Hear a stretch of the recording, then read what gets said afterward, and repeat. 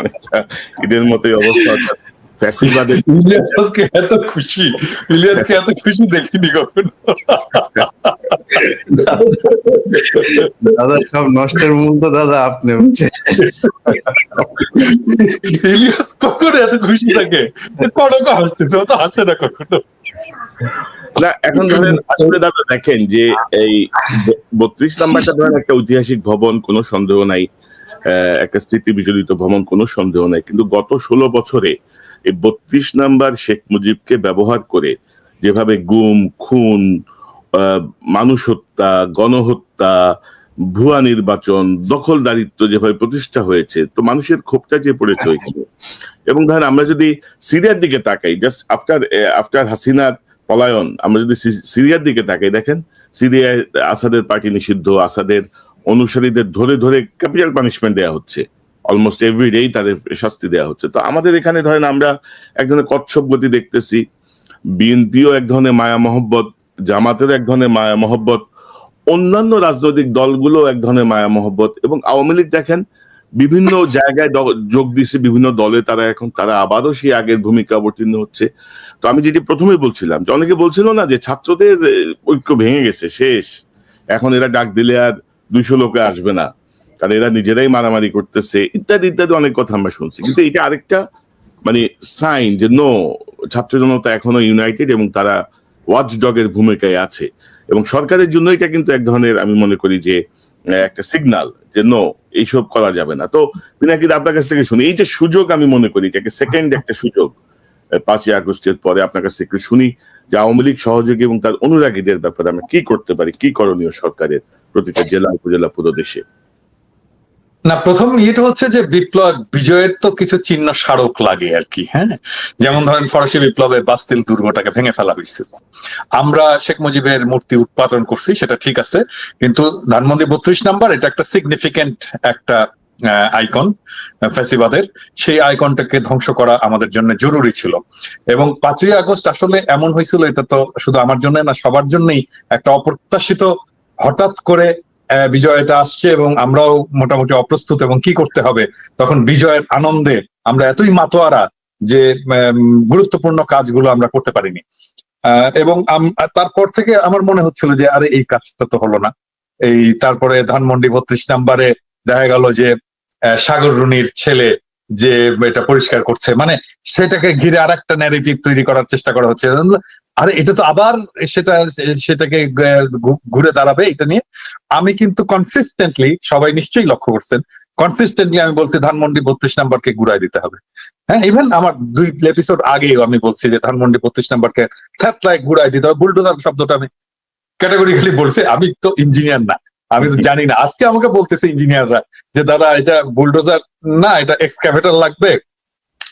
এবং যখন বুলডোজারের কথা বলছি তখন অসংখ্য মানুষজন আমার কাছে ইয়ে করছে, এবং আমি নাম বলতেছি না, কিন্তু একজন ভদ্রলোক সরকারি একজন ইঞ্জিনিয়ার, যিনি বুলডোজার এক্সকাভেটর সাপ্লাই দিচ্ছেন আর কি, বিভিন্ন জায়গা থেকে নিয়ে এসে, আরো আসবে, এখন এসছে, আরো আসবে। তো এটা একটা ঐতিহাসিক মুহূর্ত। এবং আমি কিন্তু সত্যিকার অর্থে আমি বলি, আমি কিন্তু কল্পনা করিনি যে 32 নম্বর আমরা ঘুরাই দিতে পারবো।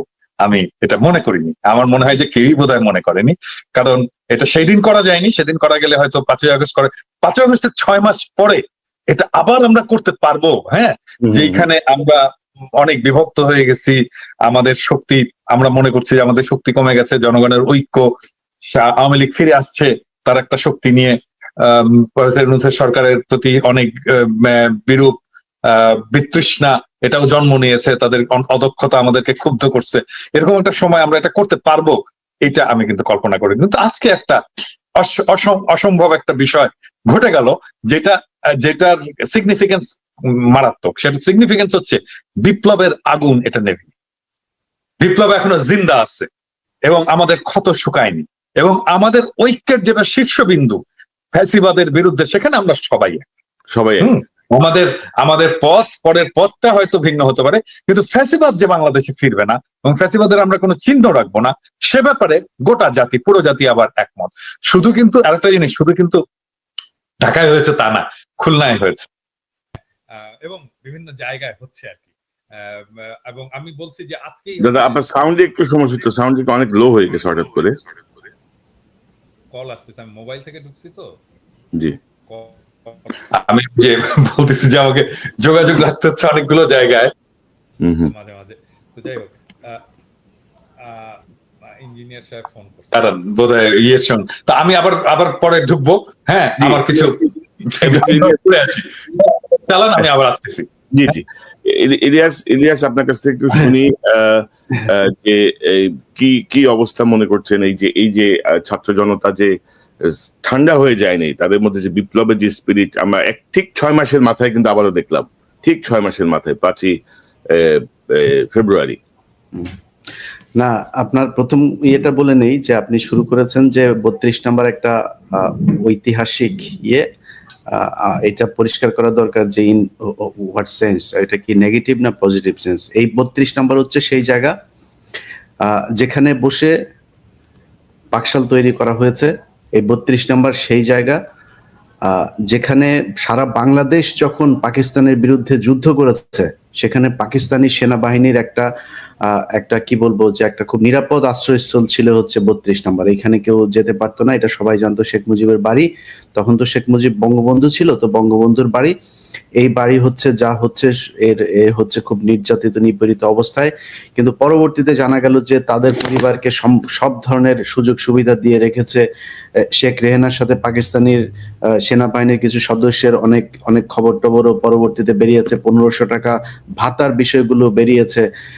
সজীব ওয়াজেদ জন্মের আপনার হাসপাতালে এই এটা কি হলি চাইল্ড বোধহয় সম্ভবত, সেখান থেকে হলি ফ্যামিলি হাসপাতালে নিয়ে তাকে সেনাবাহিনীর পাহারায় তার জন্ম হয়েছে। এই 32 নাম্বার থেকে হেলিকপ্টার নিয়ে যে তারপরে শেখ মুজিবের বাবা তখন টঙ্গিপাড়াতে অসুস্থ হয়, তাকে হেলিকপ্টারে এনে ঢাকায় পিজি হাসপাতালে আপনার চিকিৎসা দেওয়া হয়েছে। সো এইটা এই বাংলাদেশের মানুষের জন্য কখনো কোনো কাজ বয়ে আনে নাই। রক্ষী বাহিনী থেকে শুরু করে সবকিছু সদর দপ্তর হিসাবে কাজ করেছে। এটা বাংলাদেশের ফেসিবাদের একটা সিমটম হচ্ছে 32 নাম্বার। যে কারণে এটার ঐতিহাসিক আসলে মির্জাফরের যেমন ঐতিহাসিক আলোচনা আছে, এটা নিয়েও সেই আলোচনা, এটার পজিটিভ।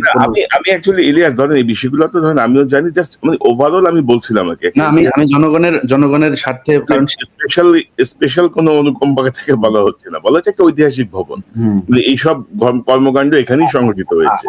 আজকে আমাদের একজন বুদ্ধিজীবী আছে যিনি ভিডিও এডিটর থেকে সাংবাদিক হয়েছেন। আমরা টেলিভিশনটার নাম বলতে চাই না, এটার সাথে আমাদের অনেক আবেগ অনুভূতি জড়িয়ে আছে। সে টেলিভিশন কর্তৃপক্ষকে বলবো উইদিন 24 আওয়ার্সের মধ্যে তাদের একজন ভিডিও এডিটর কাম সাংবাদিক মঞ্জুরুল আলম পান্না, তাকে খুব দ্রুত টেলিভিশন থেকে সরাইতে হবে। এটা যদি না সরানো হয় তাহলে আমরা ওপেনে কথা বলতে বাধ্য হব।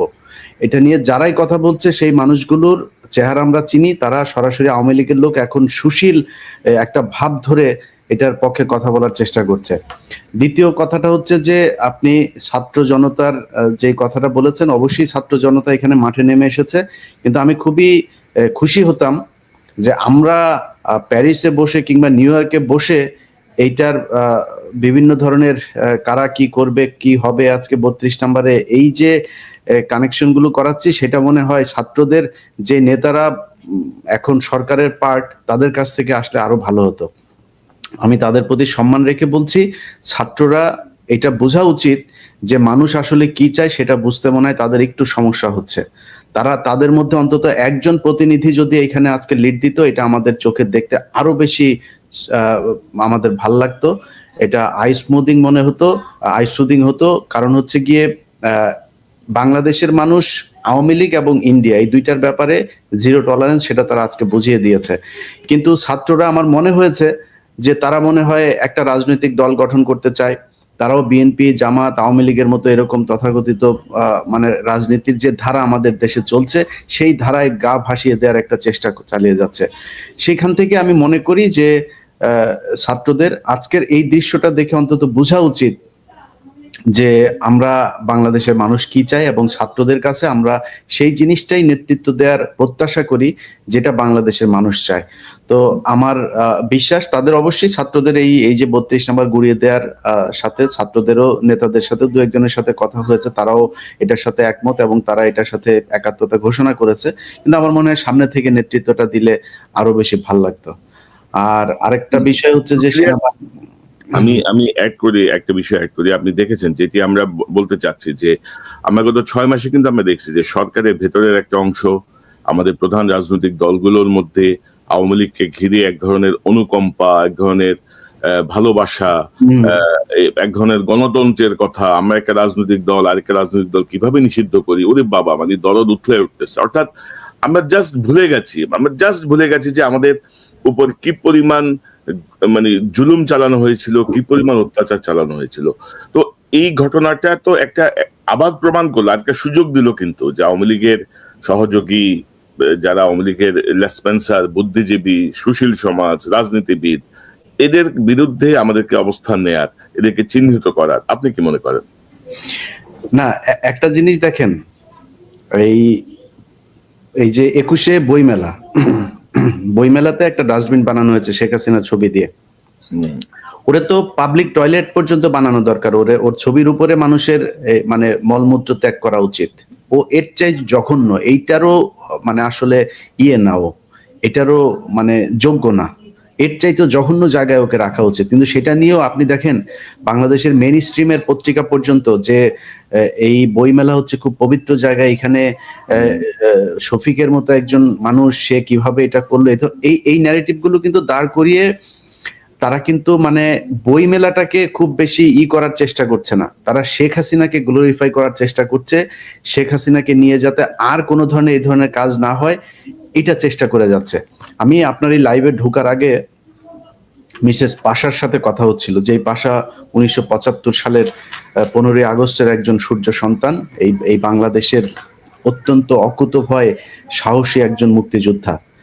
তিনি আমাকে বলছিলেন, ধন্যবাদ দেওয়ার জন্য ফোন করেছেন, তো তখন তিনি বলছিলেন যে দেখেন ইলিয়াস, দেখো আমার মেয়েটাকে ওরা মেরে ফেলেছে, আমি এই মেয়েটাকে নিয়েই বেঁচেছিলাম বলে তিনি কান্না করছিলেন। খুব কষ্ট হচ্ছিল কনক ভাই। ধরেন আমরা এই 15ই আগস্টের ঘটনাকে নিয়ে শেখ হাসিনাকে এই সারা জীবন এই এক ঘটনা দিয়ে, কিন্তু যদি নাকি ধরেন আমি যদি ওই 15ই আগস্টের ওই জায়গায় থাকতাম, আমি মনে করি শেখ মুজিবের বিচার হওয়া দরকার ছিল, বাংলাদেশের মানুষ জানা দরকার ছিল যে শেখ মুজিব কি কি অপরাধ করেছে। এই এতগুলো মানুষ মেরে কিন্তু তাদের প্রতি একটা সহানুভূতি তৈরি করেছে, এই সহানুভূতি নিয়েই চলছে। কিন্তু এই যে আমরা তাদের প্রতি সহানুভূতিশীল, সারা বাংলাদেশে তারা কত মানুষের সন্তান বলেন আপনি, পাশার স্ত্রী কি করেছিল, পাশার মেয়ে কি করেছিল, তাকে ট্রাকের নিচে চাপা দিয়ে তারপরে মেরেছে, এটা মানুষের সামনে বলতেও পারে নাই। বজলুল হুদা, তাকে মৃত্যুর পরে তাকে জবাই করা হয়েছে, তাকে মানে জবাই করে হত্যা করা হয়েছে, মানে এত নৃশংসভাবে মারার তো দরকার নাই। শেখ হাসিনা কি করতে পারে সেটা আমরা বহু ইতিহাস জানি। সবশেষ যেই একটা এই ফোন রেকর্ড আপনার ঘুরে বেড়াচ্ছে, শেখ হাসিনা দেখেন হেলিকপ্টার থেকে গুলি করার জন্য যে নির্দেশ দিচ্ছেন সরাসরি শেখ হাসিনা। এই যে ছোট বাচ্চাটা মারা গেল সেটার জন্য তো শেখ হাসিনা দায়ী।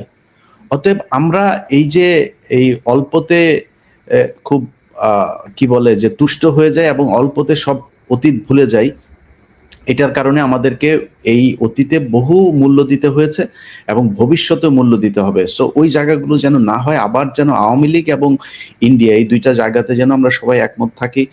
এবং এই যে ছাত্রদের ভেতরে যে বিভাজন তৈরি করার চেষ্টা করা হয়েছে, আপনি যে কথাগুলো বলছিলেন যে ছাত্রদের ভেতরে এক নাই, ছাত্রদের ভেতরে, আরে ভাই পৃথিবীর ভেতরে মানুষ একটা খুবই এদের সহজাত একটা স্বভাব সুলভ একটা বৈশিষ্ট্য হচ্ছে যে মানুষের ভেতরে নানান বিষয় নিয়ে মত পার্থক্য থাকবে। বিএনপির ভেতরে থাকবে, জামাতের ভেতরে, বিশাল বড় বড় রাজনৈতিক দল, তাদের দলের ভেতরেই সমস্যা। দুইটা দল প্যারালালি চলতে গেলে তো তাদের মধ্যে অনেক সমস্যা থাকবে। সো সেই জায়গাটাতে আপনি একটা জিনিস চিন্তা করেন যে এই ছাত্রদের ভেতরে কিছু বিষয় নিয়ে মত পার্থক্য থাকার কারণে তাদেরকে বলা হচ্ছে তাদের ঐক্য ভেঙে গিয়েছে।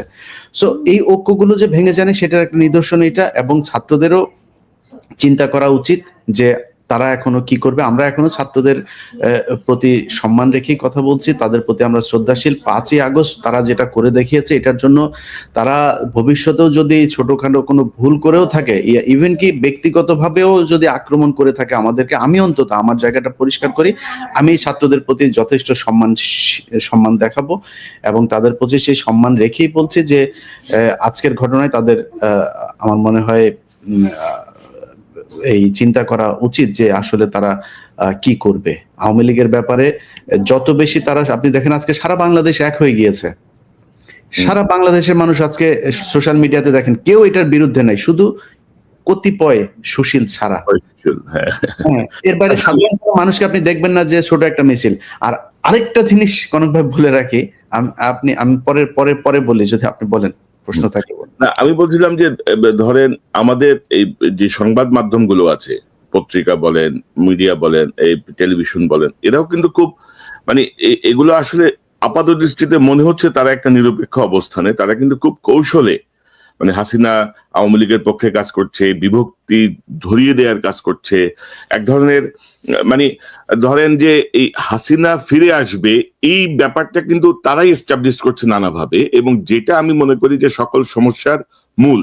মানে আপনি যদি দেখেন হাসিনা আজকে যে টেলিফোনে যে বক্তব্য দিল, কোনো অনুকম্পা নাই, কোনো অনুশোচনা নাই, এর মধ্যে আপনি দেখেছেন যে সে অমুকের হাত ভেঙে দাও, অমুকের বাড়ি পোড়ায় দাও, ওদের বাড়ি ঘর, আমাদের বাড়ি ঘর আছে, ওদের বাড়ি ঘর নাই, যত রকমের কথা। সে ক্ষমতায় থাকতে যেমন প্রধানমন্ত্রীর অবৈধ প্রধানমন্ত্রীর চেয়ারে বসে সে যেমন বলছিল যে আগুনে ফেলে দাও এদেরকে, যারা আগুন জ্বালাইছে তাদেরকে আগুনে পোড়ায় দাও, আগুনের মধ্যে ফেলে দাও, এখনো কিন্তু সে সেম টোনে কথা বলতেছে এত হত্যাকাণ্ডের পরেও। এখনো সে ঠিকানা কার কোথায় পরিবারের লোকজন আছে তাদেরকে পর্যন্ত ই করে। আমরা আজ পর্যন্ত বলি নাই যে কারোর অন্যায়ের জন্য তার পরিবারের মানুষকে, যদিও আমাদের পরিবার, আপনার নিজের বোন জেল খেটেছে, আমার পরিবারের লোকজনের উপর নানান ভাবে টর্চার করা হয়েছে, কিন্তু আমরা আজ পর্যন্ত বলি নাই যে কারোর অন্যায়ের জন্য কারোর পরিবারের উপরে হামলা করা হোক। তিনি কিন্তু এখনো বলছেন কোন জজের, কোন এই সমন্বয়কের পরিবারের কে কোথায় আছে এগুলো লিখে রাখতে, এগুলো সব হিসাব নেওয়া হবে। তো আপনি কি মনে করেন এই যে ধরেন এখন আমাদের রাজনৈতিক দল, বিশেষ করে প্রধান রাজনৈতিক দলগুলো বিএনপি, জামাত, তাদের আসলে আমার মনে হয় যে তাদের ভাবনাটা আবার মানে রিথিঙ্কিং করার একটা সুযোগ আসছে আর কি। তারা যেভাবে ভাবছিলেন, আপনি কি মনে করেন, আপনার কি পরামর্শ? তা তো অবশ্যই। আমি ধরেন সমস্যাটা হয় কি, বাংলাদেশের মানুষের ভেতরে একটা চরম আকারে প্রতিযোগিতা কাজ করে। এই প্রতিযোগিতাটা তারা অনেক সময় অসুস্থ ক্ষেত্র প্র্যাকটিস করার চেষ্টা করে। যেমন আমাকে নিয়ে ধরেন, আমাকে যদি আমি একটা জামাতের ব্যাপারে একটা কথা বলি, তখন আমাকে বানানো হয় আমি বিএনপি পন্থী। আবার বিএনপির ব্যাপারে একটা কথা বললে আমাদেরকে বানানো হয় জামাতপন্থী।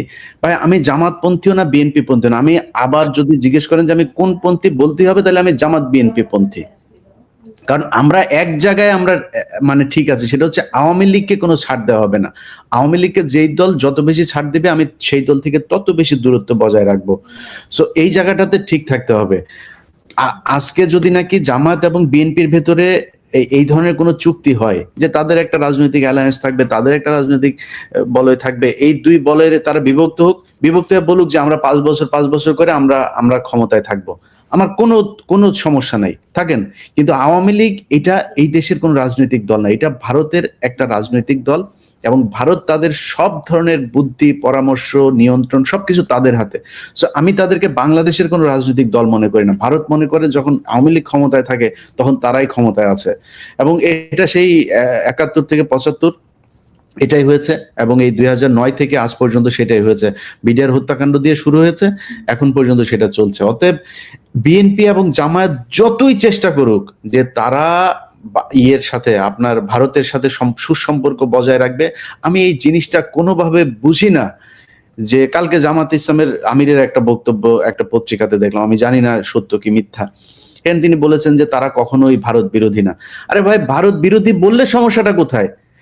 এই দেশে মানুষের ভিতরে একটা ভীতি তৈরি করে দেওয়া হয়েছে যে ভারত বিরোধী, ভারতকে সরাসরি যদি করা হয় তাহলে ভারত আর ক্ষমতায় আসতে দিবে না। ভারত এই দেশের ক্ষমতার কন্ট্রোল করে না। 5 জানুয়ারি ভারত ঠেকাইতে পারে নাই। সো এরকম অনেক নির্বাচন হয়েছে। 91-তে তো ভারত কখনোই শেখ খালেদা জিয়াকে ক্ষমতায় আনতে চায়নি। এই দেশের জনগণ নিয়ন্ত্রণ করেছে যে কারা ক্ষমতায় আসবে। সো সামনে কেন পারবো না?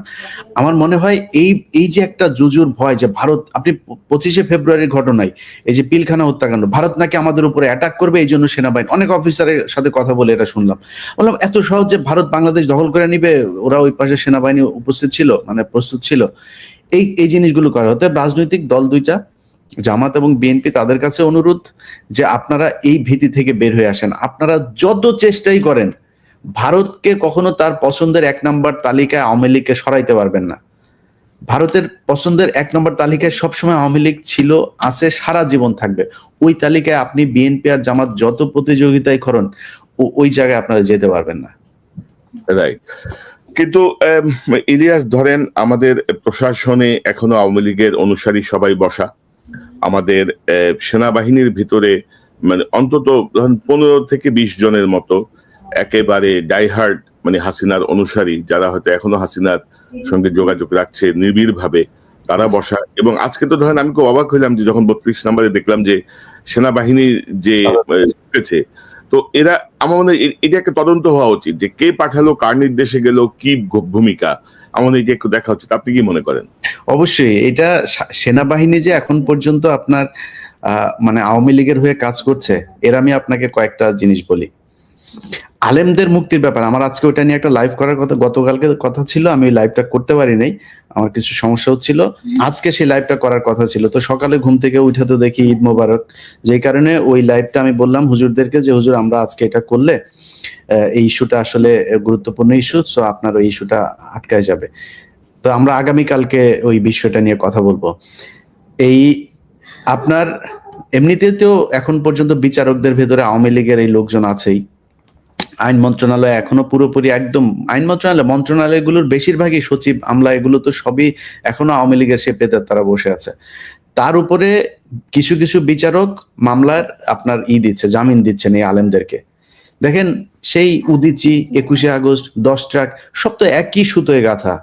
তো এই আওয়ামী লীগের এই ইন্ডিয়ার এই যে ষড়যন্ত্র, এই ষড়যন্ত্রটা বুঝতে বর্তমান সরকারের আর কত বছর সময় লাগবে?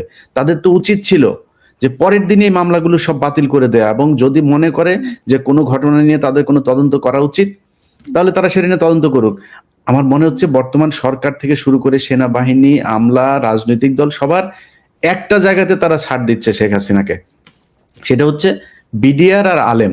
এই দুইজনাদের বিরুদ্ধে যে মামলাগুলো আছে সেই মামলাগুলোতে তারা কোনোভাবেই শেখ হাসিনাকে ওভারটেক করতে চায় না, মানে শেখ হাসিনা যা করেছিল সেটাই মনে হচ্ছে করছে।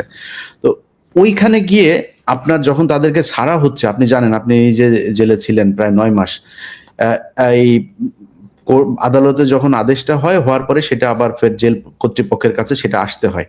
এই যে আসার মাঝখানে যে সময়টা, এখানে আপনি বের হওয়ার সময় দেখেছেন যে সেখানে ডিজিএফআই এর লোকজন, এনএসআই এর লোকজন, সব গোয়েন্দা সংস্থার লোকজন থাকে, এবং তাদের ক্লিয়ারেন্সের বাইরে এটা করা যায় না।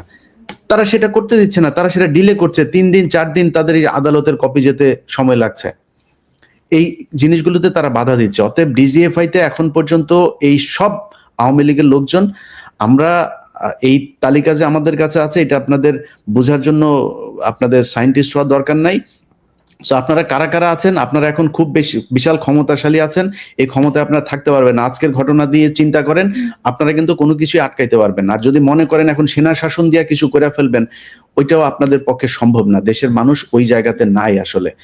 তো এই আজকের ঘটনায় যারা বুলডোজার করেছেন, আটকেছেন, এবং বিভিন্ন জায়গায় সেনাবাহিনীর এই যে গোয়েন্দা সংস্থা মিলে নানান ধরনের গোয়েন্দা তৎপরতা করে তারপর সরকারকে বেকায়দায় ফেলে আবার শেখ হাসিনাকে আনার জন্য পায়তারা করছেন, স্বপ্ন দেখছেন, এই দিবা স্বপ্ন থেকে সেনাবাহিনীকে বের হয়ে আসতে হবে। কারণ আমার মনে হয় না যে সেনাবাহিনী আজকে যদি চাইতো তাইলেও এইখানে বাঁচাতে সেনাবাহিনী না, সেনাবাহিনীর ধরো 10 থেকে 15 জন অফিসার বা সর্বোচ্চ 20 জন। না ভাই, আপনি এটা বলবেন কিভাবে? ওয়াকারের নিজের ঘরের মধ্যে এখন পর্যন্ত শেখ মুজিবের ছবি। আপনি সেনাবাহিনীকে বাঁচায় বলবেন? সেনা প্রধান যদি এটা হয়, আমরা সেনাবাহিনীকে বলবো কিভাবে যে আসলে একদম পুরো সেনাবাহিনীকে ধরে কথা বলতে? ইচ্ছা করে সবাইকে ধরেই কথা বলি। আমরা এটা জানি যে এখনো সেনাবাহিনীর ভেতরে অনেক ভালো মানুষ আছেন, কিন্তু আমি তাদেরকে বলবো যে দেখেন, আপনারা আপনাদের সেনা প্রধানকে বুঝান, এবং এই যে ডিজিএফআই প্রধান থেকে শুরু করে যারা যারা ডিজিএফআই তে ঝামেলা করছে তাদের আমার মনে হয় মানে এই পরামর্শটুকু দেওয়া উচিত যে মানুষ ওই মধ্যে আসলে এখন নাই। সেনাবাহিনীকে ঠিক হইতে হবে। 14 নির্বাচন, 8-এর নির্বাচন থেকে শুরু করে সেনাবাহিনী যেসব ঘটনাগুলো ঘটিয়েছে সেগুলো এই দেশে আর ঘটতে দিবে না বাংলাদেশের মানুষ। এবং কিছু কিছু ধরো আমরা দেখছি যে অবসরপ্রাপ্ত অনেকে নানা রকমের স্ট্যাটাস দিচ্ছে এখন, ধরো ইকবাল করিম ভূঁইয়া 14 সালে তার ভূমিকা কি ছিল, 14 নির্বাচনের কি ভূমিকা ছিল, তারপরে এরশাদকে নির্বাচনে আনতে কে বাধ্য করছিল, উনি আবার ধরেন ওনার অপরাধ সব আড়াল করে এখন মহান সাজার চেষ্টা করতেছে। ভাই খালেদা জিয়ার বাড়ি থেকে বের করেছে কার সময়? ইকবাল করিম ভূঁইয়ার পাওয়ার প্ল্যান্ট ছিল, হুম। 2টা অথবা 3টা পাওয়ার প্ল্যান্ট ছিল। পাওয়ার প্ল্যান্ট কারা পেয়েছে শেখ হাসিনার কাছ থেকে? ইকবাল করিম ভূঁইয়া সম্ভবত তখন আর্মি চিফ ছিল না, সম্ভবত না, মোবিল উনি তো সেনাবাহিনীর জেনারেল তখন, সেনাবাহিনীর জেনারেল। হ্যাঁ, গুরুত্বপূর্ণ পজিশনে ছিল। তো ইলিয়াস ধরেন আর দুই একটা বিষয় একটু কথা বলি, পিনাকিদা আশা করি জয়েন করবে এর মধ্যেই। ধরেন আমাদের রাজনৈতিক, আচ্ছা এই প্রসঙ্গে যাওয়ার আগে আমি একটু বলি যে জেলে যারা আছে, নিয়ে ব্যস্ত আছে ভাই। হ্যাঁ, জেলে যারা আছে তারা কিন্তু বেশ আরামায়েশই আছে বলা চলে, এবং আপনি যদি নেতাদের বিভিন্ন কথাবার্তা দেখেন, আমি তো এবং সালমান এফ রহমান তো জেলখানার ভেতর থেকে টেলিফোনেই অনেক রকমের অসন্তোষ তৈরি করছে, আপনি তো জানেন। তো এই জায়গাটা আমাদেরকে অ্যাডজাস্ট করা দরকার, সরকারের আর একটু কঠোর হওয়া দরকার বলে মনে করি। আপনার কাছে কি তথ্য আছে? আমার মনে হয়, আমি যতটুকু জানি, আমি কালকেও এটা নিশ্চিত হচ্ছিলাম, শুধুমাত্র নারী তারা নিতে পারছে না, নারীদের মানে রিকুইজিশন আছে কিন্তু নারীর এটা অ্যালাউ করছে না এখন পর্যন্ত। এই ছাড়া তারা মদ থেকে শুরু করে সবকিছুই পাচ্ছে ভেতরে।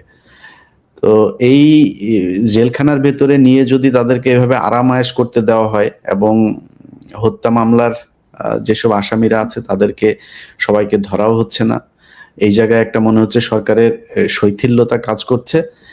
এই জায়গাগুলো তো অবশ্যই আমার মনে হয় ওই যেটা বললাম শুরুতেই, যে ছাত্রদের আরো বেশি তৎপর হওয়া উচিত, এবং ছাত্রদের বোঝা উচিত যে এই জায়গাগুলোই তাদের মূল পুঁজি।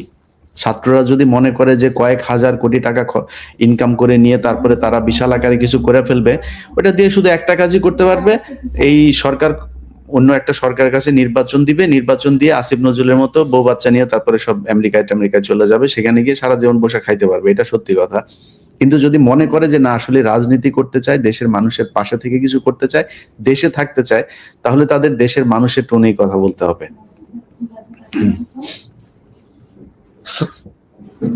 দাদা, আপনাকে প্রক্সি দিতে যায়, আমার অনেক কথা বলতে হয়েছে, এবার আপনি বলুন। আপনাকে ধন্যবাদ, আপনি জয়েন করছেন। দাদা সর্বশেষ আপডেট কি 32 নম্বরে? না, ভাঙাভাঙি চলতেছে। কয়েকটা জিনিস হচ্ছে, ভিতরে আগুন লাগাই দিছে, তো আগুন তো ভাঙা মুশকিল। আর আরো অনেক বুলডোজার এবং এক্সকাভেটর চলে আসছে। তো আর ভিতরে লোকজন অনেক, ওদেরকে না সরাইলে ওগুলো জিনিসপত্র যদি ভেঙে আবার উপরে পড়ে তাহলে তো সমস্যা। তো যাই হোক, এই সব মিলে চলছে, চিন্তার কোনো কারণ নাই। রাত্রে সাফা হয়ে যাবে আর কি, রাত্রের মধ্যে সাফা হয়ে যাবে। এখন আমরা কি করব, ওই জায়গায় আমরা কি করব? তো আমি তো একটা প্রস্তাব দিচ্ছি যে ওইখানে 2013 সালের 5ই মেতে যে সমস্ত শহীদ শাপলা চত্বরে শহীদ হয়েছেন তাদের স্মৃতিতে একটা মসজিদ করা যায় কিনা, আলেমদের সাথে কথা বলতে হবে। আর কি কি করা যায়? অনেকে বলছে স্মৃতিসৌধ করা, অনেকে আবার বলছে যে দাদা, আমার একটা খুব ভ্যালিড একটা পরামর্শ আছে। এটা করলে এটা টিকে থাকে। মসজিদ ওরা ভেঙে ফেলে, মসজিদ থাকবে না। আমি চাই একটা মন্দির হোক ওই জায়গায়। তাহলে কাজ করবো, মন্দির ভাঙলে তখন আমরা বলবো যে মন্দির ভাঙতেছে। আচ্ছা, তাহলে এক কাজ করা যায়, একটা শিব মন্দির করা যায়। হ্যাঁ, শিব পিনাকি মানে তো শিব, জানো তো? হ্যাঁ, শিব মন্দির করা যায়। প্রস্তাব দিয়ে দাও আর ইলিয়াস প্রস্তাব দিলে হয়ে যাবে। হ্যাঁ, পিনাকি মন্দির। হ্যাঁ, কেমন হয়? ভালো না? মানে ওই হাসিনা যেভাবে চিন্তা করে, আসলে এইভাবে চিন্তা করতে হবে। ওই যে দেখলেন না, যে ট্রাম্পের ছবি নিয়ে মিছিল করতে হবে, এটা আবার ছবি তুলতে হবে যেন বলা যায় ট্রাম্পের ছবির উপরে হামলা করছে। এই জন্য মন্দির হইলে বলতে হবে যে এই দেখো, ইন্ডিয়াতে বলতে হবে দেখো হাসিনা এখন মন্দির ভাঙা শুরু করছে। তাহলে কি পিনাকি মন্দির হবে? পিনাকি ভট্টাচার্য না, পিনাকি মানে তো শিব মন্দির একটা করা যেতে পারে। শিব মন্দির জয়যুক্ত হয়েছে। দাদা, এই যে আপনি যখন ছিলেন, আমরা কয়েকটা প্রসঙ্গের কথা বলছিলাম, এই প্রসঙ্গটা আমি একটু শেষ করতে চাই, আর বেশি লম্বা করতে চাই না। যে ধরেন আমাদের রাজনৈতিক দলগুলো কিন্তু ধরেন এখনো সেই 2008-এর যে আগের রাজনীতি, মানে 2008 সালের আগের যে পুরাতন রাজনীতির ওই ফরম্যাটেই ভাবছি অনেক কিছু। আমার মনে হয় এই যে পরিবর্তন যাতে হচ্ছে, মানুষ যে এখন বাংলাদেশের গণমাধ্যমের চেয়ে অনলাইনের উপরে ডিপেন্ডেন্ট, সোশ্যাল মিডিয়ার উপরে অনেক বেশি নির্ভরশীল, অনেক বেশি ট্রাস্ট করে, এই জায়গাটা ধরেন এখন এই যে আমি যদি বলছি যে আওয়ামী লীগের সহযোগী এবং অনুরাগীদের কোনো অনুকম্পার সুযোগ নাই আর না, আমাদের একদমই নাই। কারণ আমরা তো 6 মাস দেখলাম, ওদের মধ্যে তো কোনো অনুশোচনা নাই। ওরা যে ক্ষমা চাবে, ওরা যে বুঝবে যে আমরা ভুল করছি, এই জিনিসটা তোদের মধ্যে নাই, কোনো রিমোর্স নাই। তো সেই জায়গাটায় কি পদক্ষেপ নেওয়া যেতে পারে? কারণ বিভিন্ন জেলায় ধরেন এখনো অনেকেই ধরেন আওয়ামী লীগের নেতা হয়ে, বিএনপি নেতা হয়ে গেছে, বা কেউ জামাতের নেতা হয়ে গেছে, নানাভাবে এদেরকে তারা শেল্টারে ঢুকে তারা আবার আগের অ্যাক্টিভিটিতে চলে গেছে। আমাদের বুদ্ধিজীবীরা, আমাদের সাংবাদিকরা কিন্তু খুব কৌশলে ছাত্রদের মধ্যে ভেজাল লাগাচ্ছে। প্লাস আজকে যে সেনাবাহিনীর সেখানে হঠাৎ করে গেল, কার নির্দেশে গেল, সেটারও একটা তদন্ত হওয়া প্রয়োজন নিশ্চয়ই। আপনি কারণ বলেন। না, আমি তো ইলিয়াসের সাথে ওই লাইভে বলছি যে সেনাবাহিনী 8 টু সিভিল পাওয়ার এখানে ডিপ্লয়েড আছে। সো আমি নিশ্চিত হয়েছি স্বরাষ্ট্র মন্ত্রণালয় থেকে বা সরকার থেকে সেনাবাহিনীর কোনো সাহায্য চাওয়া হয়নি। তো সেনাবাহিনী নিজ উদ্যোগে গেছে, এটা ওয়াকারের নির্দেশে গেছে, ওয়াকারকে ব্যাখ্যা দিতে হবে কেন সেনাবাহিনীকে তারা এখানে পাঠাইছে। তবে সেইখানে যে সেনা অফিসার এবং সৈনিকেরা ছিল তারা তারা যথেষ্ট যৌক্তিক আচরণ করছে এবং তারা ফিরে গেছে কোনো ঝামেলা না করেই। তো আমরা ধন্যবাদ জানাই ডেফিনেটলি এখানে কোনো ঝামেলা না করার জন্য। আমরা পুলিশকে ধন্যবাদ জানাই, কারণ পুলিশ ওইখানে কোনো ঝামেলা করেনি এবং তারা ছাত্র জনতার উপস্থিতির পরে এখান থেকে সরে গেছে জায়গা ছেড়ে। আমরা তাদেরকে ধন্যবাদ জানাই। আর নতুন রাজনীতির কথা যেটা বললেন, যে দেখেন পুরোনো দলগুলো পুরোনো রাজনীতি করবে, কারণ পুরোনো দিনের মানুষ তো ওনাদের চিন্তা ইয়ে করতে পারবে না। নতুন রাজনীতি যে কিরকম হতে পারে এটা ওনাদের ধারণার মধ্যে নাই। হ্যাঁ, তো আমরা ওনাদেরকে সাপোর্ট করতে চাই, ডেফিনেটলি সাপোর্ট করতে চাই। আমাদের যে প্রতিষ্ঠিত রাজনৈতিক দল আছে তারা আমাদের সম্পদ, এটা মনে রাখতে হবে। আমি সবসময় তাদেরকে রেসপেক্ট করি, কিন্তু তাদেরকে তো জনগণের আকাঙ্ক্ষা, জনগণের অ্যাসপিরেশন, যে বাচ্চারা রক্ত দিল তাদের আকাঙ্ক্ষাটাকে তো ধারণ করতে হবে। তারা যদি ধারণ করতে না পারে তাহলে তো মুশকিল, তাহলে নতুন রাজনীতি দাঁড়াবে। আমরা কিন্তু ওনাদেরকে হেল্প করতে পারি যে কিভাবে করা যায়, কিভাবে ন্যারেটিভ তৈরি করতে হবে, কিভাবে জনগণের সাথে কমিউনিকেট করতে হবে, কিভাবে রাজনৈতিক কর্মসূচি তৈরি করতে হবে। আমাদের লক্ষ্য যদি হয় চারটা, আমি তো চারটা বলছি। এক, আওয়ামী রাজনীতি বাংলাদেশে চিরতরে নিশ্চিহ্ন করতে হবে। ভারতীয় আধিপত্যবাদ এটা ধ্বংস করতে হবে বাংলাদেশে। 3 নাম্বার হচ্ছে বাংলাদেশে একটা সাম্যের সমাজ চাই। আর 4 নাম্বার বাংলাদেশের রাষ্ট্র এবং সমাজে ইনসাফ চাই। আমার চারটা ভেরি সিম্পল চাওয়া। এই চারটা চাওয়াতে যেই রাজনৈতিক দলগুলো আসবে আমরা সবাই তাদেরকে হেল্প করবো। হ্যাঁ, কারণ আমাদের সবারই তো চাওয়া এরকম একটা বাংলাদেশ, যেই বাংলাদেশে এই চারটা জিনিস থাকবে। আমরা ডেফিনেটলি, আমার মনে হয় কনক, ইলিয়াস কেউই এটাতে আপত্তি করবে না যে রাজনৈতিক দলগুলো, বৃহৎ রাজনৈতিক দলগুলো আমাদের এই এজেন্ডাটাকে তাদের কমন এজেন্ডা হিসেবে নেবে, তাদের সাথে আমরা থাকবো। এবং দাদা 5ই আগস্টের পরে এই যে 5ই ফেব্রুয়ারি, ঠিক 6 মাসের মাথায় ছাত্র জনতা আবার যাদের যে শক্তি দেখালো, তাদের যেই স্পৃহা দেখালো, তাদের যে ফ্যাসিস্ট বিরোধী যেই অবস্থানটা নিল, আমার মনে হয় যে আমাদের অন্তর্বর্তীকালীন সরকার থেকে শুরু করে প্রত্যেকটা রাজনৈতিক দল এই বিষয়টাকে ধারণ করা উচিত। আমাদের জেলা, উপজেলা, থানায় যারা বিগত 16 বছরে ক্ষমতা দেখিয়েছে তাদেরকে ধরে ধরে থানায় দেওয়া উচিত, তাদেরকে বিচারের মুখোমুখি করার জন্য কার্যকর পদক্ষেপ নেওয়া উচিত। এবং যারা জেলে আছে তারা টেলিফোনে, ভাই জেলখানা থেকেই তারা নির্দেশ দিচ্ছে বিভিন্ন জায়গায়, আপনি নিশ্চয়ই অবগত আছেন, সালমানের ফরমান থেকে শুরু করে অনেকেই। এই জায়গাগুলো নিয়ে আমরা কি করতে পারি? আমি মনে করি তাদেরকে আইনের মুখোমুখি করা উচিত। এবং গতকাল আমাকে সেনাবাহিনীর একজন মেজর বলছিলেন যে ভাই, আমরা অনেক চাঁদাবাজকে, আওয়ামী লীগের অনেক অপরাধীকে ধরে দিচ্ছি, কিন্তু তারা পরের দিনই জামিন পেয়ে যাচ্ছে। তাদের ব্যাপারে এক ধরনের বিশেষ অনুকম্পা আমরা দেখছি। আপনার একটা মন্তব্য নিতে চাই। আমি আরেকটা বিষয় একটু বলতে চাই যে বর্তমান অন্তর্বর্তীকালীন সরকার, প্রফেসর ইউনূসের সরকার, এই যে 6 মাস পরে আবার ফুসে ওঠা ছাত্র জনতার আবেগকে যে গুরুত্ব দিয়েছে, তার একটা প্রমাণ রাখতে হবে। প্রমাণটা কি? আগামী কালকে একটা এক্সিকিউটিভ অর্ডার জারি করতে হবে যে কোন সরকারি অফিসে শেখ মুজিবের কোন ছবি থাকতে পারবে না। আমরা দেখেছি ওয়াকারের অফিসে আছে শেখ মুজিবের ছবি, এমনকি ক্যান্টনমেন্টের মধ্যেও শেখ মুজিবের মুরাল টুরাল আছে। সমস্ত কিছু অপসারণ করতে হবে এবং এইটা এক্সিকিউটিভ অর্ডার কালকেই দিতে হবে, কারণ কালকে ক্যাবিনেট মিটিং আছে সকালবেলা। ক্যাবিনেট মিটিং এ কালকে অবশ্যই একটা এক্সিকিউটিভ অর্ডার জারি করতে হবে, ক্যাবিনেটের একটা অর্ডার জারি করতে হবে। প্রত্যেকটা সরকারি প্রতিষ্ঠান, প্রত্যেকটা সরকারি দপ্তর থেকে শেখ মুজিবের সমস্ত ছবি অপসারণ করতে হবে।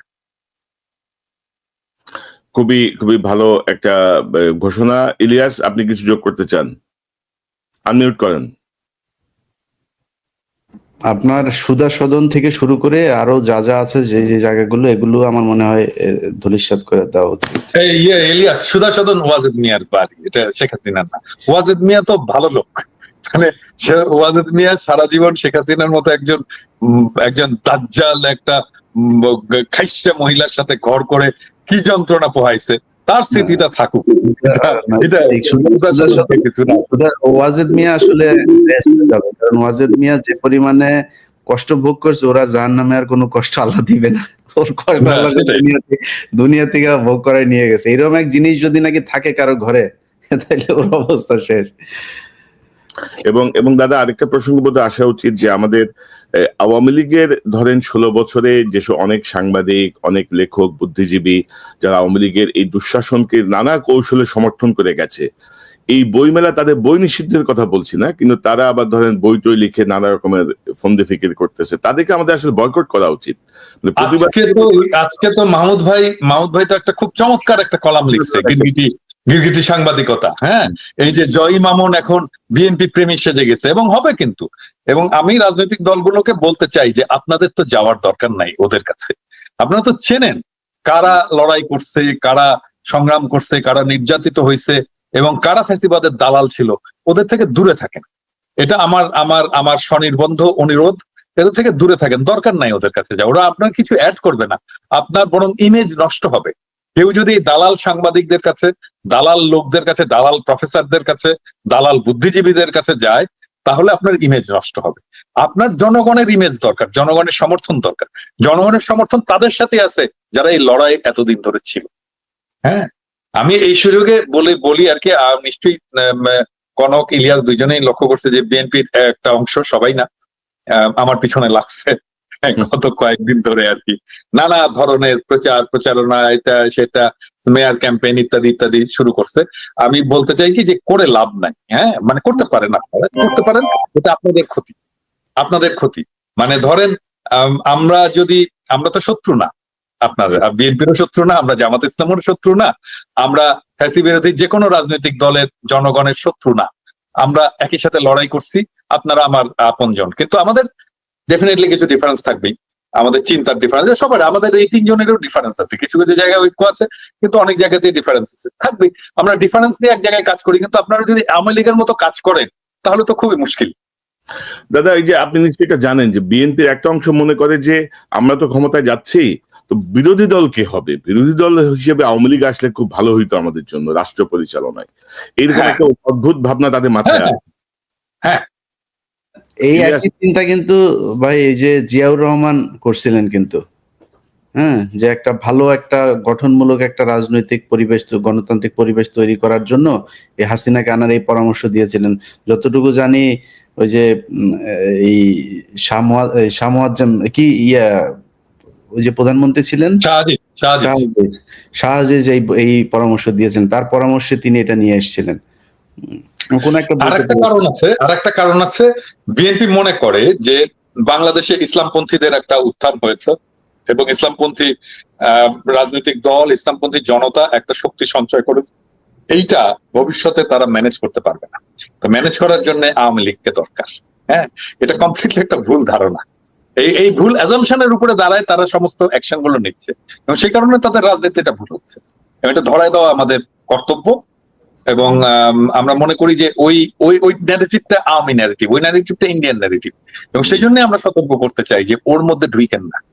ওর মধ্যে ঢুকলে আপনার রাজনীতি তো যাবেই, দেশের বিপদ হবে। ধরেন বিএনপির মতো একটা রাজনৈতিক দল, এই দল যদি দুর্বল হয়ে যায়, যথেষ্ট দুর্বল হয়েছে এই আওয়ামী শাসনে, এই দল যদি দুর্বল হয়ে যায় তাহলে তো তার বাংলাদেশের স্বাধীনতা, সার্বভৌমত্বের জন্য একটা বিপদ। এই জিনিসটা ওরা বুঝতে পারতেছে না। হ্যাঁ, আমরা তো চাই না বিএনপি দুর্বল হোক, আমরা চাই বিএনপি সবল থাকুক।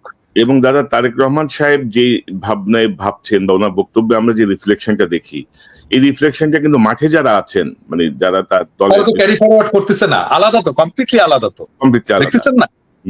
মানে তারেক রহমান যেই ভাইব নিয়ে আসতেছে তার বক্তৃতাতে, তার বক্তব্যে, আর মাঠে তো আওয়ামী লীগ হয়ে গেছে সব। হ্যাঁ, জাতীয়তাবাদী লীগ হয়ে গেছে। তো তাদের আচার আচরণ বলেন, কথাবার্তা, সবকিছু, ন্যারেটিভ, সবকিছু। জামাতে ইসলামকে গালাগালি, আল বদর বলে গালাগালি, আল বটর বাহিনী বলে, আর যে গালাগালি, হ্যাঁ, জামাতকে দেখতেই পারে না। হ্যাঁ,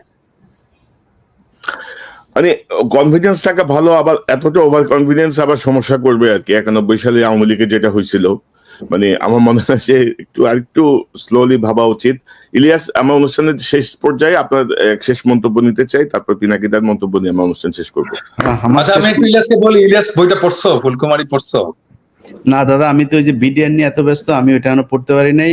আমার ইলিয়াস পড়া শেষ আমার- করলে আমার- কোনো আমার- কোনো পড়া হয়েছে? আমার বই আমি অর্ডার দিছি, আসতেছে। আচ্ছা, পড়া হইলে তাইলে আমরা একটা শো করবো। পড়া হওয়ার পরে আপনার বইটা নিয়ে দাদা, আমরা অলরেডি আপনার এটা নিয়ে আমরা দুইজনই কথা বলতেছিলাম যে আপনার এটা নিয়ে আমরা একটা শো করবো। আমি অলরেডি তাদেরকে বলছি যে আমি এটা নিয়ে একটা শো করবো, আলোচনা করবো বিস্তারিত ভাবে। তো ইলিয়াস, আপনার শেষ মন্তব্যটা একটু শুনি। এখন করণীয় কি? এই যে নতুন একটা সুযোগ, এই সুযোগকে আমরা কিভাবে কাজে লাগাতে পারি? সরকারের করণীয় কি? বিরোধী রাজনৈতিক অন্যান্য দলগুলোর করণীয় কি? আমি শেষ করি আওয়ামী লীগের দিয়ে, বাকি কথা দাদা বলুক। সেটা হচ্ছে যে আওয়ামী লীগের ভাই, আপনারা এই দেশের মানুষ, আপনাদের এই যে আমরা হাসাহাসি করছি, দাদা আজকে বলছিল যে আমি খুব খুশি, আসলেই খুশি, খুব খুশি। আপনাদের যে কোনো ধরনের এই এই ধরনের ক্রাইসিসে আমি সবসময় খুশি, কারণ আপনারা এই দেশে আজ পর্যন্ত যত বড় বড় ধরনের, যত মানে আর্টিফিশিয়াল যেই হত্যাকাণ্ডগুলো করা হয়েছে, সেটা সেই গান পাউডার থেকে শুরু করে ওই পিলখানা, তারপরে আন্দোলন, হেফাজত, সব জায়গায় নির্মম রসিকতা করেছেন।